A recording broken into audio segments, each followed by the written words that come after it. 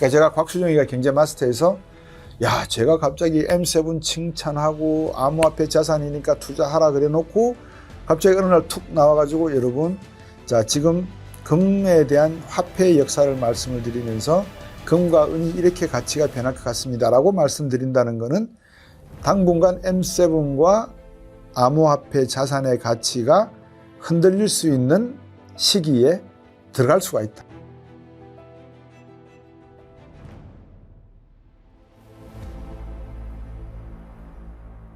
우리 학습과정에 등록하시는 분들에 한해서 2월달 이후에 한번 이렇게 대면 수업을 하는 걸로 계획을 잡았는데 2월, 3월, 4월 이렇게 3달에 한 번씩 직접 대면을 해서 여러분들 앞에 서서 여러분들하고 이 교육을 해보는 게 어떻겠느냐 제안을 하셨어요. 그래서 제가 좋다라고 말씀드렸습니다. 이게 이제 제가 편하거든요. 그게 여러분들 직접 이렇게 표정을 보면서 저 왼쪽 구석에 계시는 분은 지금 이해를 못하는데 그러면 제가 이제 그쪽으로 가서 질문을 던져버려요. 그러면 보통 우리나라 분들은 부끄러워하시잖아요. 또 오답을 말하면 이 내가 지식이 부족함을 어떻게 뽀록 나는데 어떻게 창피해서 어떻게 이제 이런 생각인데 전혀 그런 생각 가지시면 안 돼요. 진짜 정답 없어요. 각자마다 답이 다 다르거든요. 저는 여러분들이 오답이다 정답이다 걱정을 안 하시고 하지 마시고 제 생각은 그래요. 주말에 여러분들을 모시고 제가 여러 가지 이야기들 예를 들면 이제 이렇게 화면에서 못하는 이야기들이 있어요. 제가 늘 경제 강의하면서 강조하는 게 인간의 본능, 즉 탐욕에 대한 연구입니다. 어떻게 하면 이 탐욕을 극대화시킬 것인가, 이거를 경제학용어로 멋있게 표현하잖아요. 그게 인간의 본능이에요. 근데 그런 인간의 본능은 진실되지는 않습니다. 늘 감추고 삽니다. 금값이 오르는 이유가 관세 정책 뒤에 숨어 있듯이 이제 그런 면을 보면 물리학이라고 하는 게 또 다른 하나의 학문으로서 재미를 느끼거든요. 그렇게 해서 여러분들께 좀 더 유익한 시간이 되도록 학습 시간에는 제가 또 준비를 해보도록 하겠습니다. 다시 한번 이번 학습 처음 시도하는 거에 아직까지는 부족한 점이 많습니다만 여러분들께서 잘 이해를 해주시고 같이 함께 따라와 주시면 같이 만들어 가시면 좋겠다는 거예요. 저는 진짜 그 말씀을 꼭 드려야 되겠네요. 같이 만들어 갔으면 좋겠습니다. 안녕하십니까. 경제마스터 곽수정의 곽수정입니다. 요즘 시청자 여러분들에게 드리고 싶은 정보들이 이제 시시각각으로 변하는 게 상당히 많습니다. 특히 이제 어떤 분들은 유튜브에 보면 뭐 중국 경제 망했다, 뭐 곧 망한다, 또 중국 쿠데타 일어난다, 뭐 다양한 말씀들을 하고 계시는, 저는 보지는 않습니다. 일단 뭐라 그러죠? 썸네일만 훑고 지나가는데 워낙 자극적인 내용이 많아서 과연 경제마스터를 시청하시는 분들이 이제 그런 썸에 낚여서 피싱 당해서 이렇게 들으시다가 어떤 생각을 하실지 몰라서 제가 조금 뭐라 그럴까요? 코멘트 삼아서 한다? 이렇게 몇 가지만 제가 짚어드리도록 하겠습니다. 제가 이제 학습 과정에 들어오시는 분들에게 이렇게 전해드리는 짤막짤막한 뉴스가 있습니다. 그 짤막짤막한 뉴스 가운데 몇 토막을 제가 읽어드리면서 이거를 어떤 의미를 갖고 있느냐, 제가 학습 과정에서 어떻게 말씀을 드리는지에 대해서 좀 이번에 신청을 못 하신 분들에게 다음에 한번 관심을 가져보시라는 뜻에서 제가 전달해 드리겠습니다. 이틀 전에 월스트저널에 이런 뉴스가 나왔습니다. 중국 소비자 인플레이션은 5개월 만에 최고치, 그리고 생산자 디플레이션은 계속되고 있다. 생산자 디플레이션, 생산자 쪽에서는 물가가 계속 떨어지고 있고 소비자 쪽 입장에서는 인플레이션이 계속 물가가 올라가고 있다. 이건 말이 안 되잖아요. 생산하는 물가가 떨어지게 되면 소비자 물가도 떨어져야 되는데 반대 현상이 일어나고 있다는 거 아니겠어요? 중국의 소비자 인플레이션은 1월 달에 5개월 만에 가장 빠른 속도로 가속화되었고 생산자 가격 디플레이션은 엇갈린 소비자 지출과 약한 공장 활동을 통해서 이것을 반영하면서 계속해서 생산 활동이 둔화되고 있다. 이제 이 말입니다. 다시 말하면 뭐죠? 내수가 안 좋다. 내수가 안 좋다. 그럼 내수가 안 좋다는 말은 어떤 의미가 되죠? 수출로 먹고 살아야 된다 말이잖아요. 수출로 먹고 살아야 된다는 말인데 누가 수출하는 걸 때리고 있죠. 방망이로 퉁퉁퉁 치고 있죠. 트럼프 대통령이 이제 때리고 있습니다. 이걸 갖다가 여기 어떻게 결론을 내고 있냐면 미국 도널드 트럼프 대통령은 중국 상품에 대한 관세를 통해서 세계에서 두 번째로 큰 경제 성장을 촉진하기 위한 베이징의 노력에 상당한 압력을 가하고 있다. 이렇게 표현하고 있어요. 그러니까 이제 제가 이 마지막 대목을 읽어드리지 않고 지금 중국의 내수 시장이 침체되고 있다라는 것을 말씀을 드렸고, 정치적으로 풀면 내수 시장이 침체되어 있다는 것은 경제가 불확실하다는 걸 의미하잖아요. 왜 불확실해졌니? 아니, 부동산 개발업자들이 11조에서 13조 달러치의 자산 가치를 공중에 날려 먹었는데, 이거를 지금 어마어마한 싱크홀이 발생했는데, 미국 같으면 기축통화니까 달러 찍어가지고 뿌려버리면 되죠. 왜? 달러 뿌려버리면 그 뿌린 돈을 누가 갚아줘야 돼요? 그렇죠. 세계 인민들이 다 갚아줘야 돼요. 그게 기축통화의 장점, 시너리지 효과라는 거거든요. 시너리지 효과라는 건 뭐냐면요, 1달러짜리를 찍거나 100달러짜리를 찍거나 원가는 똑같아요, 도안이. 근데 1달러 찍는데도 1센트, 100달러 찍는데도 1센트. 근데 100달러를 찍으면 얼마의 효용 가치가 있죠? 99달러 99센트의 가치가 더해져 버리잖아요. 시너리지라고 해요. 그러면 미국 입장에서는 세상에 뭐 제조업 이런 거 하나 만들어 가지고 팔아봐야 뭐 얼마 남는, 조폐공사에서, 그죠? 미 연준에서 100불짜리 찍어버리면 뭐 99불 99전의 효과를 얻는데 어마어마하잖아요. 근데 중국은 아직까지 그런 경제가 아니지 않습니까? 그렇죠? 그래서 이제 내부적으로는 물론 할 수 있습니다. 돈은 막 확 찍어가지고 뿌릴 수 있는데, 그러려고 그러면 뭐가 필요하다고요? 담보가 필요하다고요. 물론 금으로 바꿔주지는 않습니다. 그렇지만 정부가 국가 경제를 지탱할 수 있다라는 확신을 보여주지 않으면 다른 나라들이 중국하고 수출 수입을 하지 않겠죠. 어떻게 믿고 하겠어요? 그렇죠? 위안화 결제도 안 할 거 아니겠어요. 근데 중국이 다 동남아 국가들하고는 위안화 결제 약속 다 해줬잖아요. 그런 입장에서 중국은 상당히 지금 뭐라 그럴까요? 내후외환, 우리나라 언론 표현을 내후외환의 상황이 있다, 이렇게 이제 해석될 수 있는 부분입니다. 두 번째 내용이에요. 최근 금 시장에서, 제가 지난번에 금 이야기 들었잖아요. 이제 금 이야기가 나와요. 최근 금 시장에서 트럼프 정부 관세가 어떤 영향을 주고 있느냐. 트럼프 정부의 주요국 관세 부과 여파로 국제금융시장 변동성이 커지는 가운데 금 시장에도 관련 영향이 나타나는 모습이다. 그러니까 제가 곽수정이가 경제마스터에서 야, 제가 갑자기 M7 칭찬하고 암호화폐 자산이니까 투자하라 그래 놓고 갑자기 어느 날 툭 나와가지고, 여러분, 자, 지금 금에 대한 화폐의 역사를 말씀을 드리면서 금과 은이 이렇게 가치가 변할 것 같습니다라고 말씀드린다는 것은 당분간 M7과 암호화폐 자산의 가치가 흔들릴 수 있는 시기에 들어갈 수가 있다. 다른 말로 하면 버블이라고 하는 상황에 입방아 찍기 좋아하는 사람들 입에서 버블이야 그래서 자산 가치가 급락할 수 있는 그런 계기를 제공할 수 있는, 핑계를 제공할 수 있는 뭔가 지금 나오고 있는 게 아닌가라는 나름대로의 노파심, 우려, 이런 것들을 경제마스터 곽수종을 청취하는 여러분들은 들어보셔야 되기 때문에, 우리나라 언론 어디도 이런 이야기는 안 해드리잖아요. 그죠? 금값이 올라가고 있다는 이야기만 해드리는 거지, 화폐의 역사가 어떻게 변해왔고 그 화폐의 역사 중에서 우리가 지금 정부의 폰지 사기에, 중앙은행의 폰지 사기에 당하고 있는지도 모른다, 이 말씀하는 분들은 안 계시잖아요. 근데 정통 경제학을 공부한 사람이 이 정도 말씀드릴 정도가 되면 상당히 제 나름대로는 매일매일 접하는, 언론을 통해서 접하는 내용을 듣고 해석을 한 게 심각할 수도 있다라는 생각을 한다는 걸 말씀드리는 겁니다. 그래서 금을 통한 해지 수요가 지금 증가하고 있고요. 다른 말로 하면 주식 바꾸고 금을 산다 이 말입니다. 해칭한다. 미국 투자자들의 금 현물 선점이 늘어나고 있고, 런던 시장에서 금 현물 유동성이 감소하고 있고, 차입 비용이 상승하고 있고, 그러니까 빌려오는 금을 해칭을 하기 위해서 언젠가 빌려다 썼을 거 아니에요. 그죠?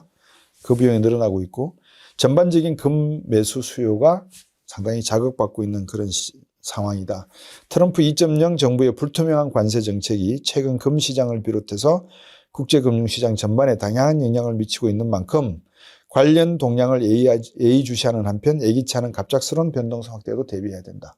이거는 제가 여러분에게 지난 시간에 왜 화폐의 역사를 보고 금에 대한 이야기를 해드렸고 하는 과정인데, 그 뒤에 이제 이유수가 툭 튀어나오는 거예요. 그러니까 제가 저번에도 한 말씀 드렸잖아요. 수학 문제를 풀다가 답이 탁 나오면은 야 재밌다 이렇게 말씀드린다 그랬잖아요. 근데 제가 최근에 일련의 사건들을 관세 정책 저거는 블라핑일 거야. 진짜는 다른 데 있을 거야. 라고 생각하다가 기축통화 지위가 흔들리는 저걸 지금 목적을 둔 거 아니야? 그러면 금인데?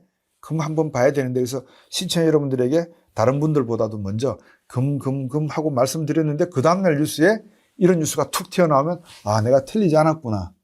이렇게 해석을 하는 거예요. 그래서 이제 그런 의미에서 여러분들이 금 이야기를 보시고 중국의 이야기를 제가 한번 더 말씀을 드려야 될 것 같아요.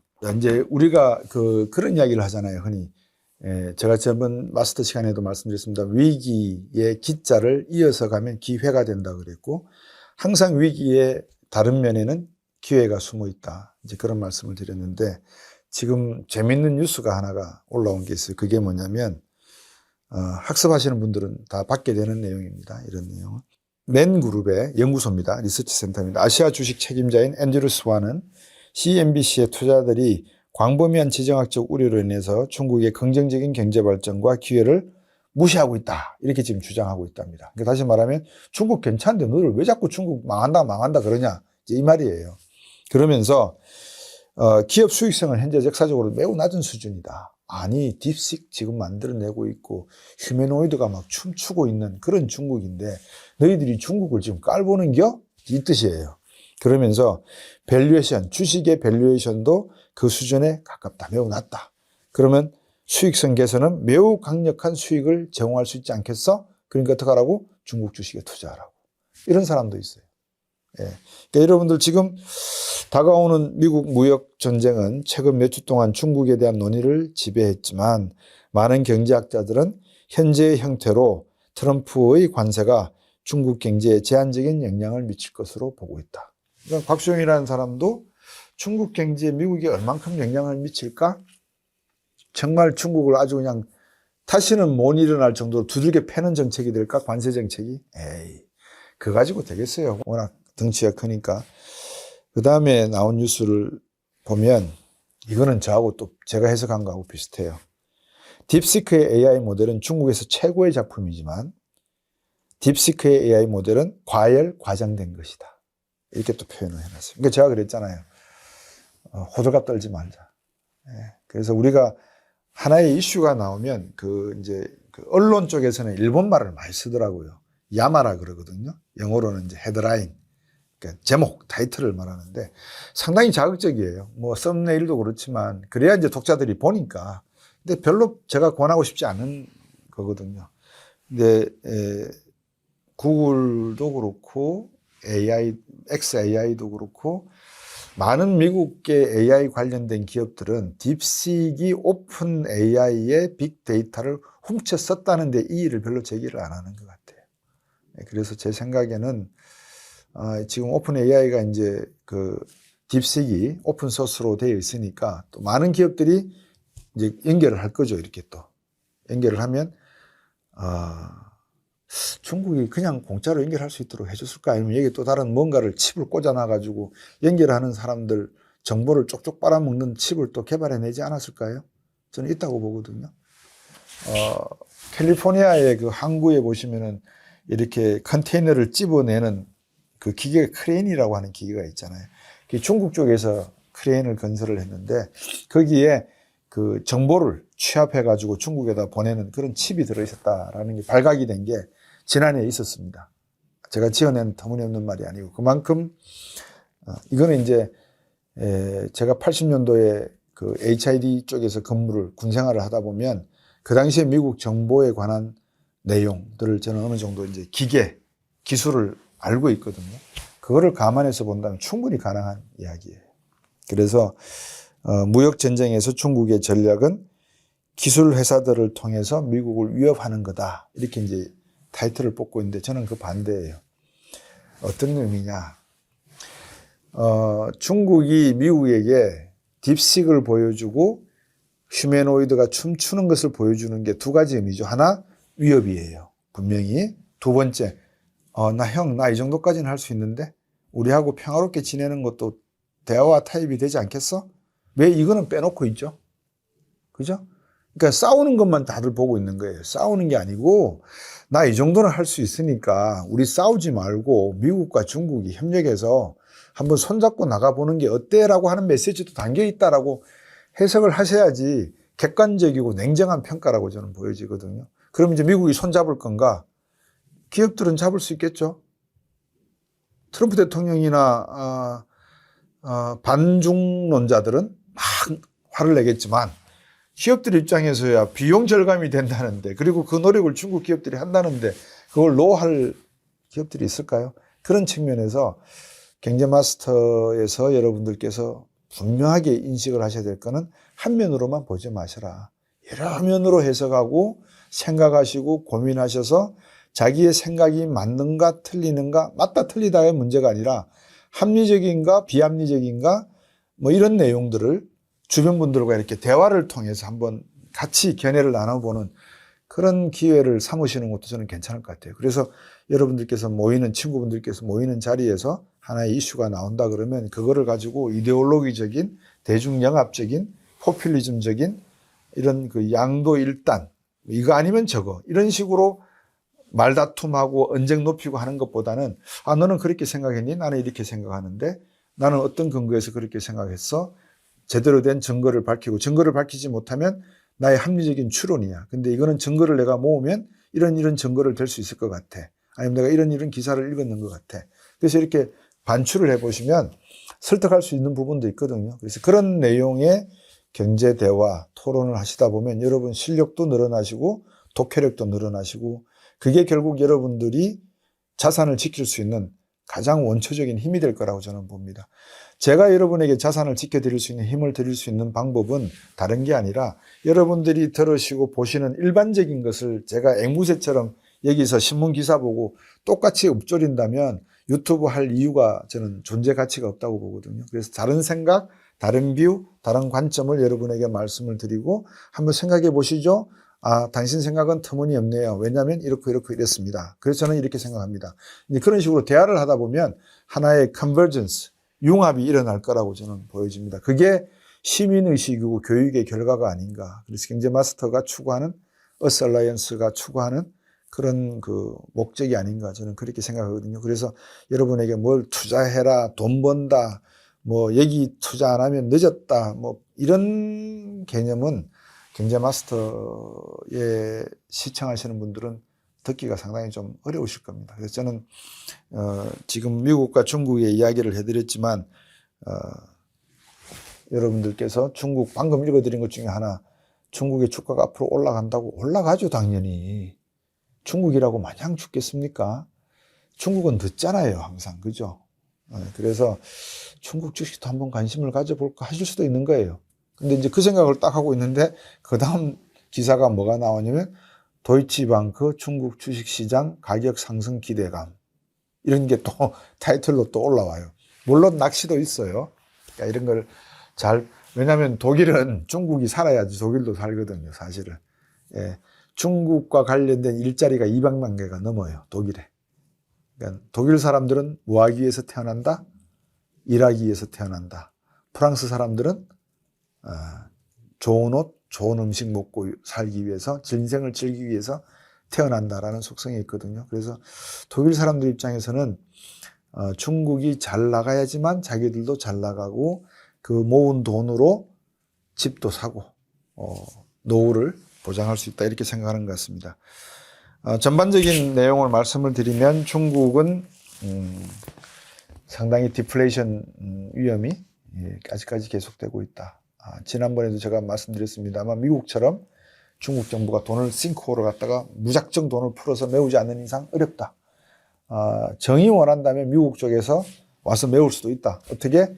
미국에게 금융시장, 투자시장을 열어주면 미국 자본이 들어와 가지고 생명보험, 화재보험, 손해보험도 만들고 저축은행도 만들고 해서 돈을 갖고 들어와서 그 돈으로 부동산 문제를 해결할 수도 있다.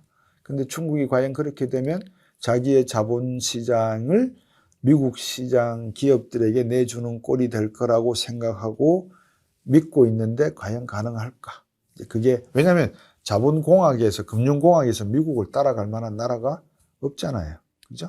그런 관점에서 놓고 보면 중국이 스스로 해결할 때까지는 상당히 시간이 오래 갈 것이다. 다른 말로 하면 중국의 주식시장이나 기타 투자시장의 지금 상황은 바닥이다. 그렇게 해석할 수도 있다. 이렇게 말씀을 드리겠습니다. 그래서 오늘은 여러분에게 최근에 나온 이슈 몇 가지를 읽어드리면서 제가 학습하는 동안에 여러분에게 구체적으로 설명할 내용들이 어떤 내용들이 있다. 그리고 어떤 배경에서 지난 시간에 금에 대한 가치를 다시 해석해 볼 필요가 있다. 제가 계속해서 스티글러 교수의 이야기도 해드리고 금 본위 제도로의 회귀 가능성을 말씀드린다는 것을 그냥 해드리니까 여러분께서는 뭐 그냥 쑥쑥 지나가시는 그런 것도 있지 않을까 싶어서 제가 오늘은 조금 더 강조해서 말씀을 드립니다. 그래서 금과 은 꼭 사모시기를 바라고 한 가지 재밌는 일화를 말씀드리면 여러분 그 미국 가시면은 다임이 있죠. 다임. 10센트짜리를 다임이라 그러잖아요. 그거 1965년 존슨 대통령 직전까지는 진짜 은으로 만들었어요. 예. 근데 65년 이후부터는 도금이에요. 뭐하고 뭐의 도금? 니켈하고 동하고 이렇게 섞어서 만들었어요. 그러니까 은이 없는 거죠.